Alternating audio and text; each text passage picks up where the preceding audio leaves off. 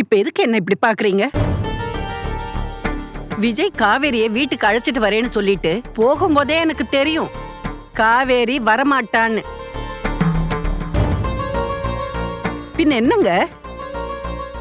விஜய் அவளை கூப்பிட போறதும் இவ வரமாட்டேன்னு சொல்றதும் என்னமோ இன்னைக்குதான் புதுசா நடக்கிற மாதிரி ஒரே கவலையா உட்கார்ந்துகிட்டு இருக்கீங்க. அவ என்னைக்கு இங்கிருந்து போனாலோ அன்னையில இருந்து இதுதானே நடந்துகிட்டு இருக்கு.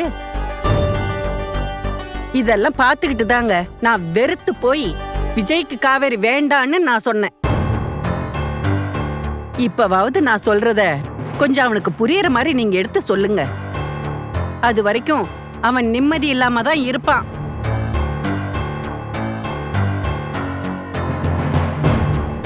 அவன் இப்படி நிம்மதி இல்லாம இருக்கிறத பார்த்து பார்த்து நாமளும் அந்த கவலையிலே சீக்கிரம் போய் சேர்ந்துருவோம்.